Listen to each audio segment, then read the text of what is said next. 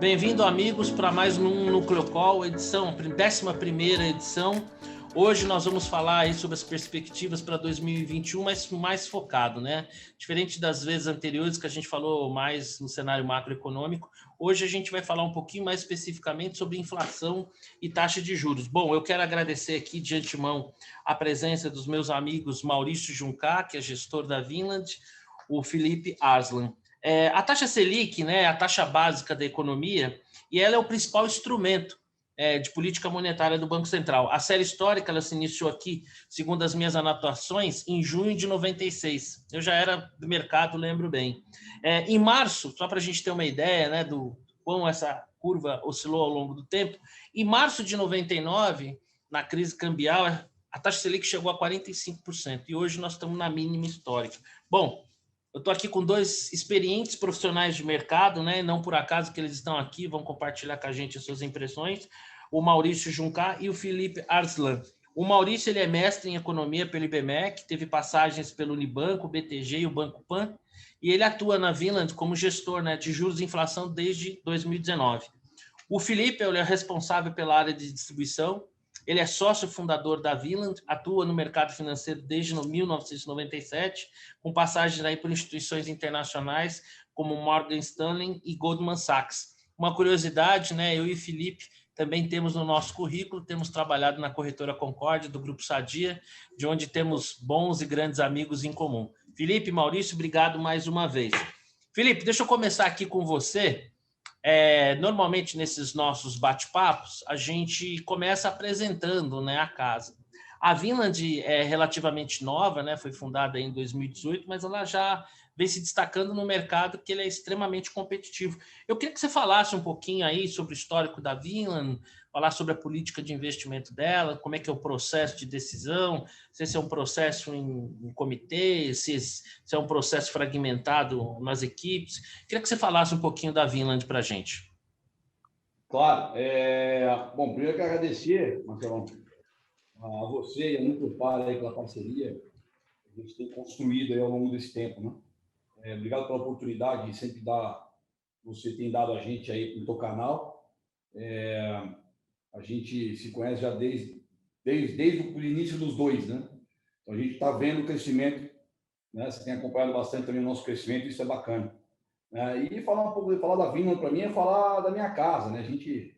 Comecei junto com o James, com o André, a gestora em 2018, em março. Para quem não conhece, o James ele foi um dos 5 fundadores do BTG, foi head de renda fixa, tanto da proprietária quanto da Asset, e CEO da Asset por algum tempo. O James ele fez a carreira dele inteira no BTG Pactual, né, de 92 até 2017, acho que pela primeira vez que eu vejo. Foi a única vez que eu conheci alguém que fez a carreira inteira dentro de um lugar, né? E foi sempre trabalhando em renda fixa e foi um dos 5 maiores nomes do banco na história, né? E do outro lado, o André Laport, que foi o único brasileiro que se tornou sócio de um banco de investimento americano na história. Ele se tornou sócio da Goldman Sachs em 2009. Ele tocou a proprietária da Goldman de 2005 até 2017. O André fez a carreira dele inteira nos Estados Unidos. Ele foi um alto executivo desse banco. E ele veio os 2 últimos anos para o Brasil, né? Então, essa experiência global do André é extremamente importante para nós, porque quando a gente olha para fora, a gente acaba olhando com critério e com muita diligência, porque a gente tem basicamente um gringo na mesa, né? E a gente acaba, por consequência disso, tendo uma exposição ao mercado internacional como um diferencial nosso. Para você ter noção, em média, nós tradamos 18% no multimercado no exterior e no long bias, em média, de 30%. Então, a gente está falando que a exposição offshore nossa ela é relevante. Então, nós temos um especialista na mesa, por exemplo, de juros, que só olha para juros para fora do Brasil, que é o José Monforte. O cara morou 4 anos no México. Então, tudo que a gente pisa, onde a gente pisa, é porque a gente realmente tem inteligência no lugar. Aí o processo de investimento nosso, ele fecha aí o tripé, né, da Vinland, que eu gosto de dizer que o cara é o camisa 10 hoje do time, é o nosso economista-chefe Aurélio Bicalho, né? O Aurélio ele foi superintendente de pesquisa econômica do Itaú BBA, braço direito do Ilan no Itaú, saiu para ser economista-chefe do Credit Suisse por 4 anos, e hoje o Aurélio é considerado pelo Banco Central um dos economistas que mais acertam projeções de juros e inflação. Tá? Então, o Aurélio acabou virando, Aurélio e time, né? Acabaram virando referência de política monetária. Né? Então, o Aurélio não é só tão importante porque ele tem acertado esses calls, mas também porque ele tem uma participação importante no nosso processo de investimento. Né? O processo de investimento é um processo simples e objetivo, nós nos reunimos todas as terças-feiras no comitê de investimento. Né?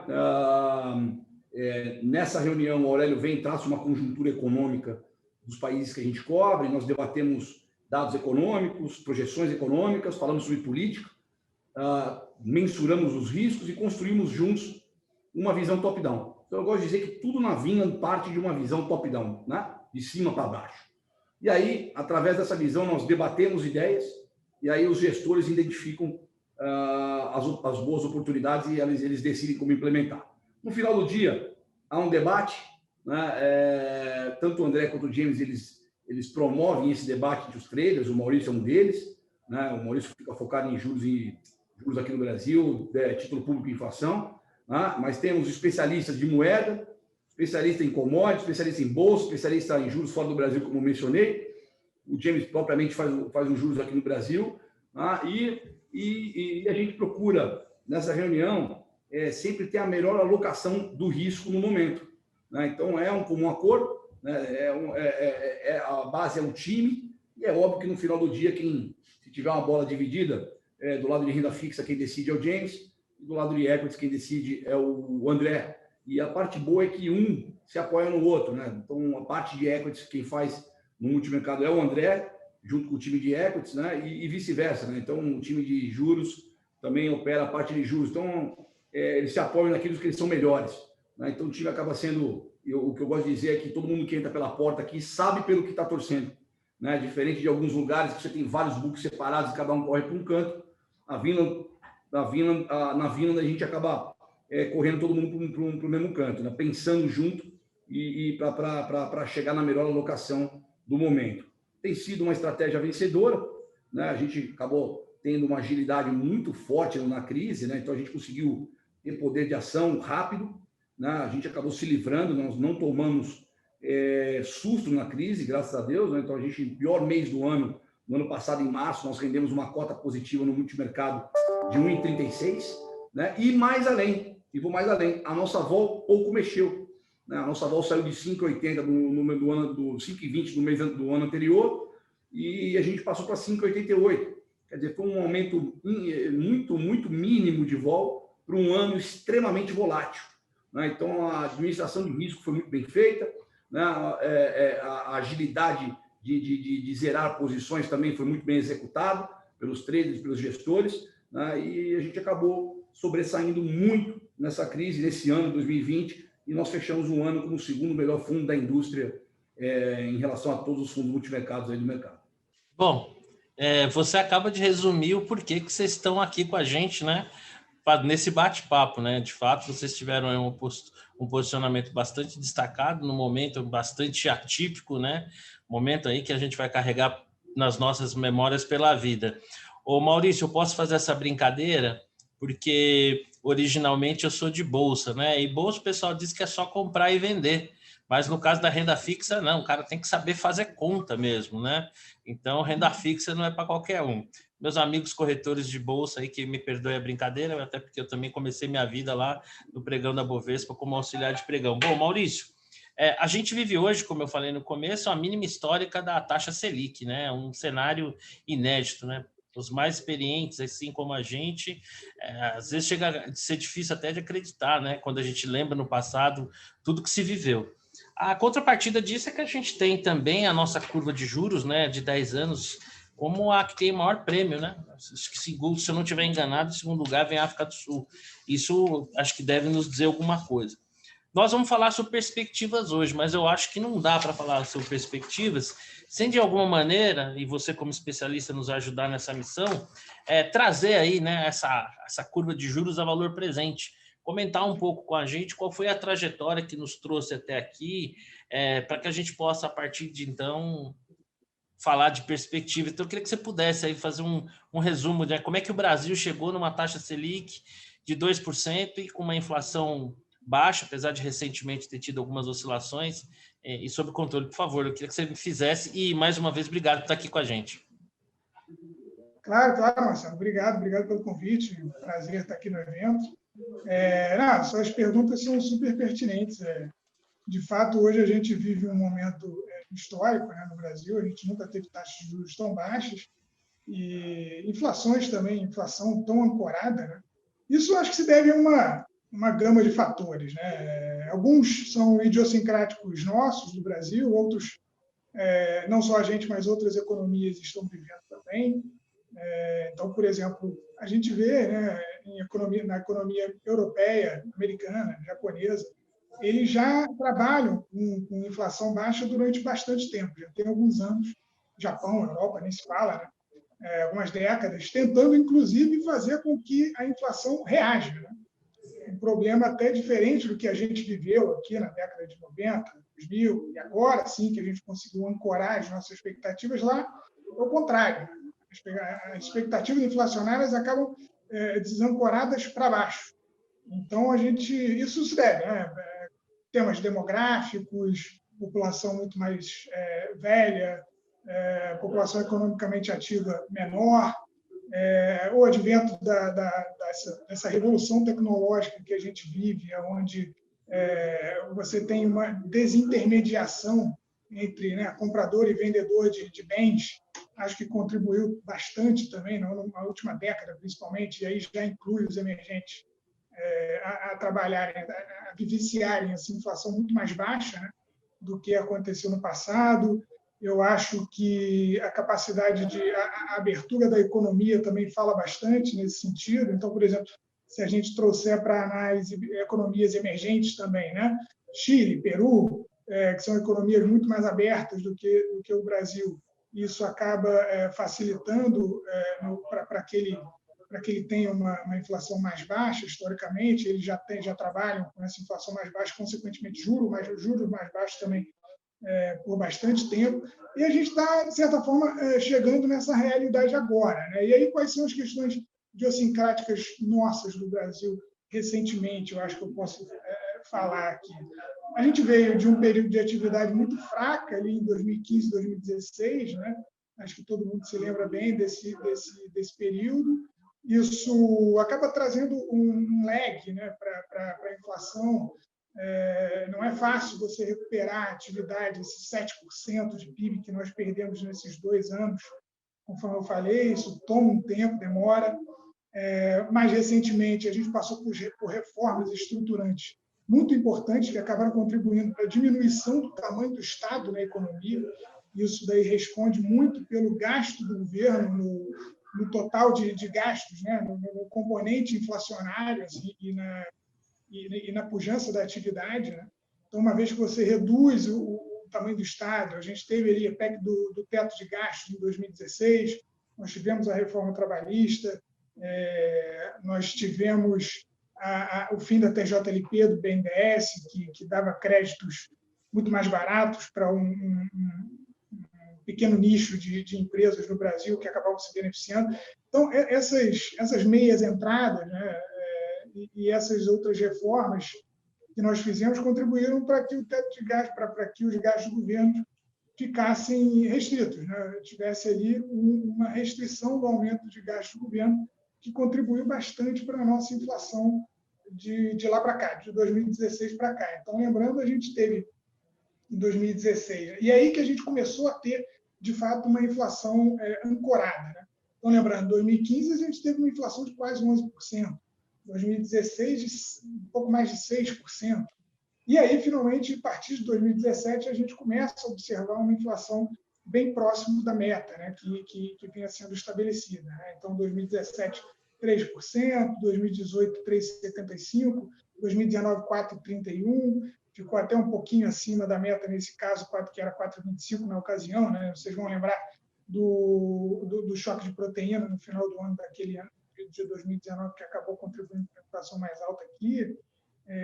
E agora, 2020 também, a gente teve uma inflação um pouco acima da meta, 4,5%, nossa meta, no caso, era 4%, em grande parte em decorrência da energia elétrica, que aí o preço da inflação do administrado acabou contribuindo para que 2020 ficasse um pouco acima. Mas o fato é que os outros itens, né, os preços livres que a gente fala, que é de fato o mais importante ali para que a gente observe que a inflação de fato está ancorada, né? Essas sim estiveram comportadas nesses últimos anos, acho que por esses motivos que eu mencionei. A atividade também, mesmo antes, né, da pandemia, já vinha mostrando sinais de recuperação, mas de maneira ainda muito gradual, muito incipiente. E também é uma contribuição do lado aí, ruim, né? Do lado, a gente prefere que a atividade estivesse mostrando mais pujante, no entanto, não era isso que vinha acontecendo, e acabou também contribuindo para que a inflação se mantivesse em níveis mais baixos. E aí, assim, a gente chegou ali no início de 2020 com a expectativa de juros baixos, historicamente. A gente havia chegado ali em 7,25 alguns anos atrás, na Selic, só que em seguida a gente teve que subir os juros de maneira rápida. Acabou havendo um exagero ali quando você trouxe a Selic, se não me engano, em 2014, 2013, o patamar de 7,25, sendo que o nosso fiscal continuava muito, muito inflado, o gasto do governo muito forte, e isso acabou trazendo de volta a inflação nos anos seguintes, como mencionei, chegando ao ápice aí de 2015, e a gente trabalhou com o Selic novamente. Não adianta tentar derrubar a inflação na canetada, né? Pois é, não adianta tentar segurar a inflação, como aconteceu, né, no caso da energia elétrica, né, principalmente naquela ocasião, que uma hora ou outra ela aparece. Ou mesmo usar a Petrobras para fazer política monetária, né? Exatamente. Então, assim, você vai tentar segurar a inflação de curto prazo ali, mas uma hora, no médio e longo, ela vai aparecer. Isso é inevitável. De fato, ela apareceu. O Banco Central, naquela ocasião, teve que voltar a subir juros de 14%. E aí, de lá para cá, aí sim, a gente teve uma queda estrutural da Selic, realmente ancorada nessa inflação mais baixa estruturalmente. E aí a gente chegou ali em fevereiro de 2020, lembrando que a gente está num patamar de juros extraordinariamente estimulativo, como o próprio Banco Central menciona nas comunicações deles, né? Então, ou seja, que logicamente tem a ver com a nossa realidade atual da pandemia. Então, quando a gente estava ali em fevereiro de 2020, a gente saiu, né? No meio de 2019, a gente estava em 6,5%, e viemos trazendo ali a inflação até 4,5% no iniciozinho do ano passado. Ali a gente já estava com um nível de Selic, de taxa de juros, estimulativo. Era um nível um pouco abaixo do nosso juro neutro, né? Quando eu falo juro neutro, é importante lembrar que o Banco Central, o governo, trabalha com aquela taxa de 3%, que seria o nosso juro real de equilíbrio, né? Ou seja, hoje em dia, com a nossa inflação vamos considerar a meta de 2021, né? 3,75. Digamos que a gente atinge essa meta ao final desse ano, com uma taxa de juros real de 3%, a gente estaria falando de uma taxa Selic nominal de 6,75, 6,5%. Né? Então, no 4,5%, a gente já estava com uma taxa de juros estimulativa, portanto, abaixo do nosso juro neutro, real de equilíbrio, né? Que é o juro real onde você tem crescimento sem necessariamente trazer com isso um choque inflacionário muito grande, né? E você, a partir com esse juro, trabalhando com esse juro de equilíbrio, você vai atingindo as suas metas de inflação também sem prejudicar a atividade para baixo, né? Então, de fato, um ponto onde tanto a atividade quanto a inflação conseguem andar de mãos dadas ali num patamar interessante para a atividade, para os agentes econômicos, sem prejudicar nenhum dos lados, digamos assim, né? Então, a gente chegou ali em 4,5%. Com o advento da pandemia, foi inevitável que o Banco Central tivesse que dar mais estímulos. Isso aconteceu em outros países. A gente lembra aqui que o Fed, inclusive, fez reuniões extraordinárias ali em março, né? Levando novamente a taxa de juros dele para o patamar próximo de zero ali. O México também cortou de maneira extraordinária. E o Brasil foi cortando, não chegou a parar em nenhum momento, inclusive, até esse nível agora de 2%. Então, assim, nós vivemos esse momento extraordinariamente estimulativo. Agora é uma questão de identificar, né? O Banco Central está fazendo esse trabalho, tentando identificar um momento ótimo para que você normalize essa taxa de juros, para que, ao menos, a gente saia do nível extraordinariamente estimulativo. Pode até ser que a gente ainda precise, mas isso eu acredito que o Banco Central vai ter instrumentos para vir um pouco mais para frente, no segundo semestre desse ano, talvez a gente ainda precise manter os juros estimulativos. Ou seja, talvez a gente saia de 2 para 4, para 4,5. Não necessariamente a gente vai de 2 para 6,5 numa tacada só. É isso que eu queria aproveitar já esse gancho aqui, me perdoa, e já encaixar aqui a nossa próxima pergunta, né? Você fez um desenho muito completo aí de como é que a gente chegou nesse cenário atual, né? Que é de tudo um pouco, né? Uma retração da atividade econômica, né? Reformas que foram importantes e que às vezes até passam um pouco desapercebido assim numa análise geral, né? O noticiário ele é tão volátil em relação à disputa política que muitas medidas, né, acabam nos passando desapercebido, mas elas formam um mosaico que ao longo do tempo vão criando condições para que a gente possa vislumbrar aí, vamos dizer assim, melhores tempos. É nesse ponto que a gente chegou e que eu queria falar com você. A gente está vivendo, então, esse cenário muito inédito, né? Eu que estou aqui na ponta como assessor de investimentos, né?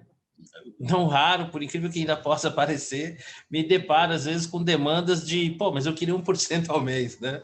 Que denota aquela memória inflacionária que muitas pessoas ainda carregam, né? A gente mal acabou de formar uma geração adulta que viveu ao longo da sua vida economicamente ativa com algum nível de estabilidade, né? Tudo muito novo para a gente. Bom, você falou que algumas medidas foram muito importantes, né, para contribuir para esse cenário que a gente tem agora de inflação ancorada e uma taxa de juros baixa. Você citou aqui a questão do teto dos gastos, da TJLP. E nós temos aí pela frente agora um cenário desafiador, né? O ano da pandemia, em termos legislativos, a gente pode dizer que, exceção feita talvez a questão do auxílio emergencial, que era uma realidade que se impunha, legislativamente falando, a gente pode dizer que esse ano de 2020 foi um ano quase que perdido, né? Nós temos reformas importantes a serem encaminhadas, né? Fica aquela disputa política.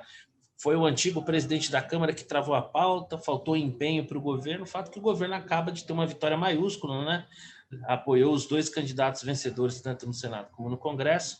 E existe uma expectativa, um desejo do mercado que as reformas aconteçam. Eu queria que você traçasse para a gente agora quais são os cenários possíveis, e se for o caso, até um cenário provável, em termos macro, que vocês trabalham, para nortear aí como é que vocês estão enxergando esse futuro, né? Qual que é o cenário provável, o que seria muito bom de acontecer, o que não pode acontecer de jeito nenhum. Acho que agora nós chegamos lá no que está todo mundo esperando, né? Quais são as perspectivas aí para inflação e juros? Beleza. Eu acho que é importante mencionar, acima de tudo, que o nosso cenário aqui, do Aurélio Bicalho, né, nas nossas conversas, é construtivo. Tá? A gente acredita que a atividade, os estímulos que foram dados, né, tanto monetários quanto fiscais, ao longo da pandemia, vão perdurar para que a atividade recupere em 2021. Então, quando a gente olha para a Bolsa, por exemplo, até para a moeda, né, por mais que seja um bicho mais arisco, mas a gente é construtivo para o ano de 2021, sim, tá? Por mais que a gente tenha aí o fim do auxílio emergencial, e realmente parece que ele vai terminar, o governo tem sido bem enfático nesse aspecto, e que bom que tem sido assim, mas é até importante, lógico, que isso venha junto com as reformas, conforme você mencionou. Não dá também para deixar a população desassistida, o auxílio emergencial foi muito importante, e uma vez que você venha com essa continuidade do auxílio ou uma extensão do Bolsa Família ou um Renda Cidadã, conforme o governo prefira chamar, mas é importante que ele venha com uma reforma. A PEC emergencial, acho que é o melhor exemplo disso, né? Que daria uma maior liberdade para a movimentação das despesas dentro do orçamento do governo. Então, hoje a gente tem um orçamento muito engessado, né? A gente tem mínimos para algumas pastas, por exemplo. Você tem que gastar um mínimo de X na saúde, você tem que gastar um mínimo de Y na educação. E você não pode movimentar esse gasto, você não pode tirar, flexibilizar o gasto da educação, por exemplo, da saúde ou da infraestrutura, para otimizar essas despesas e mover os recursos de pasta para pasta. Né? Se eu não estiver enganado, as despesas obrigatórias comprometem, acho que 93,7% do orçamento. É um absurdo, né? Sim, pois é nessa linha. Então, a partir da PEC emergencial, o governo ganha uma liberdade muito grande, né? E o Congresso também, né? Para mexer nos recursos de uma maneira mais apropriada e mais ótima também, para ganhar eficiência no gasto público, logicamente.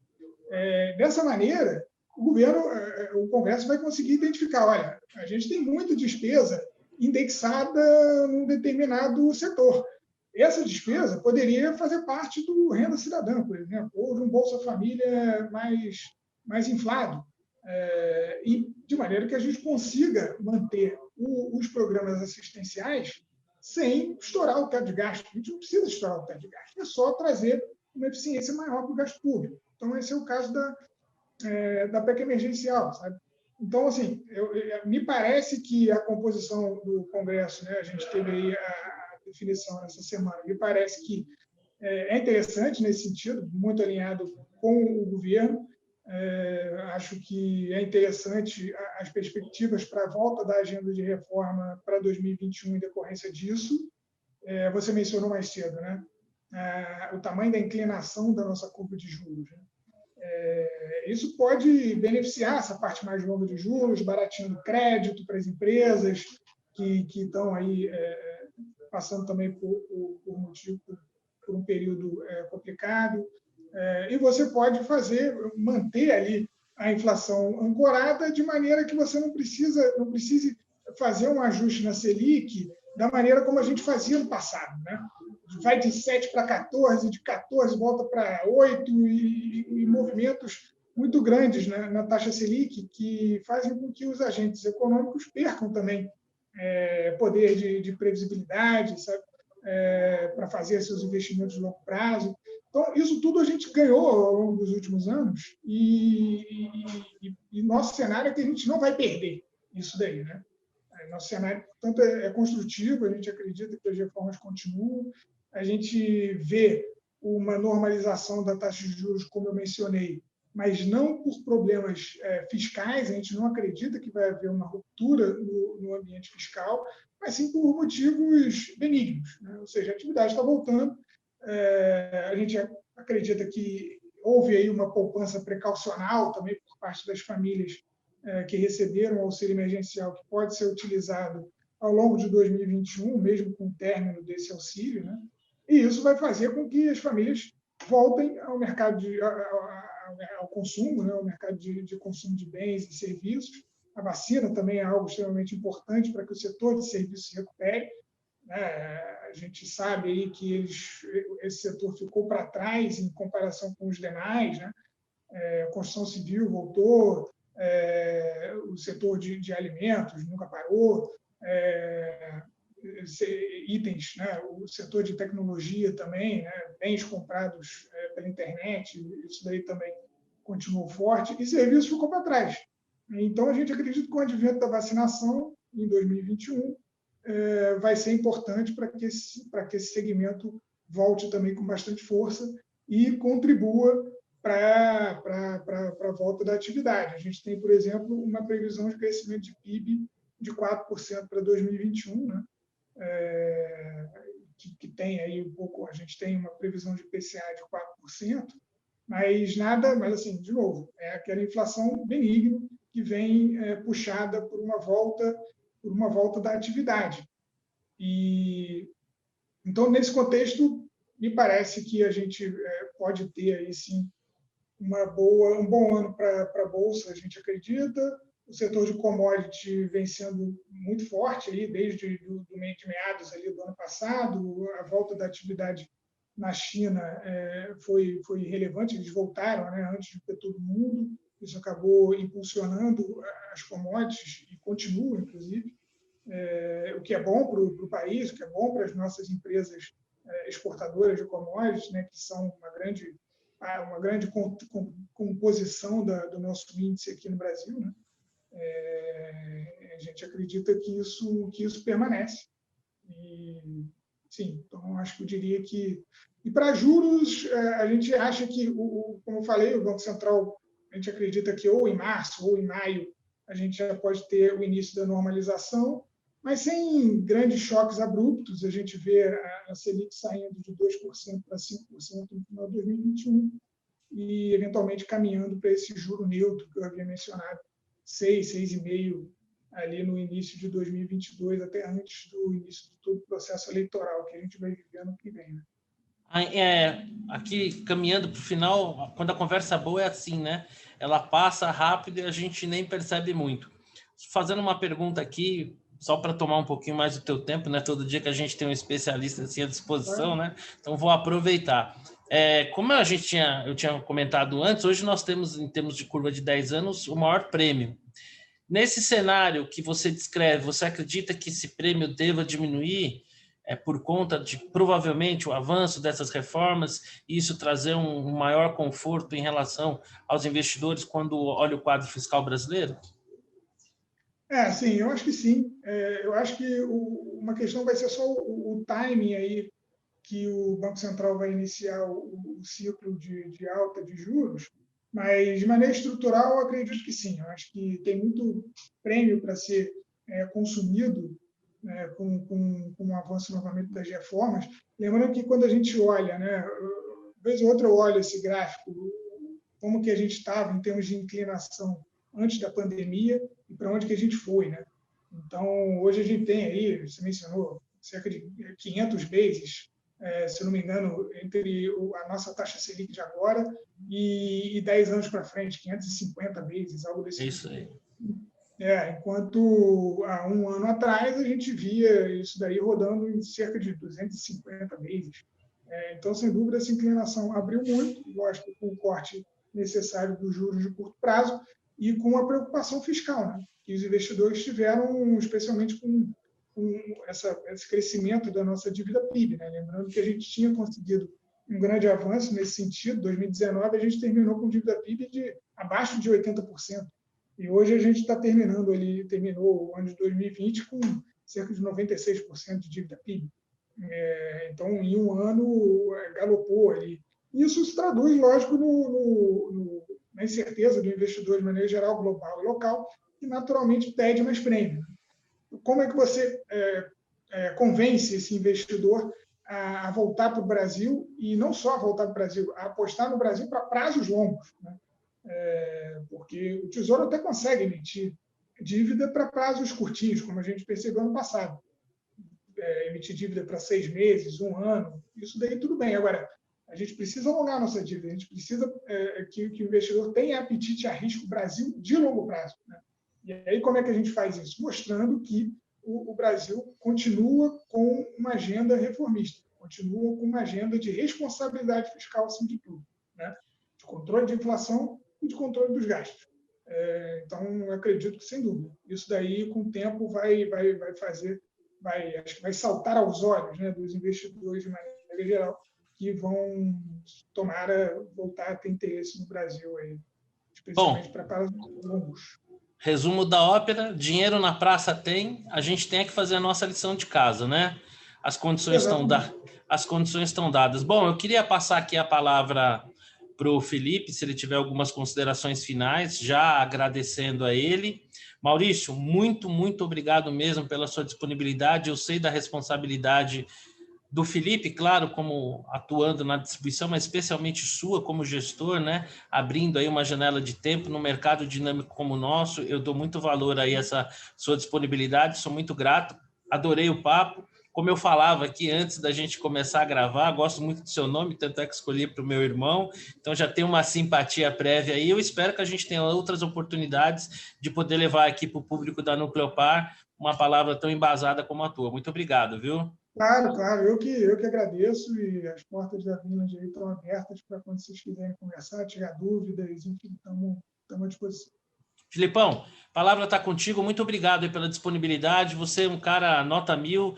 Todo mundo que tem um pouquinho mais de tempo de mercado sabe, né? Você é figura carimbada aí, conhecida, querido por todos. Eu sou mais uma vez grato pela sua disponibilidade. Imagina, Marcelo, eu que agradeço de ter, né, tido essa oportunidade de conhecer escritórios como o teu aí. Faz a gente crescer bastante, né? Porque vocês estão no final da ponta, vocês estão em contato com pessoa física, né? Com que tem crescido mais nesses últimos tempos, né? Então, tenho aprendido bastante com vocês. Eu quero agradecer aí a Nucleopar, né? Você, Marcelo, pela parceria também em relação à Vinland. Conta com a gente, se precisarem, tá? Meus amigos, muito obrigado em meu nome, em nome de todos aqueles que vão ter acesso a esse conteúdo, em nome da equipe aqui da Nucleopar. Mais uma vez eu agradeço pela disponibilidade de vocês e vamos marcar aí em breve, logo, um novo papo, e que nas próximas vezes que a gente se encontre para falar de perspectivas, que as nossas expectativas tenham se concretizado, tá bom? Maurício, Felipe, um grande abraço para vocês e até a próxima. Até a próxima. Obrigado, valeu. Tchau, tchau.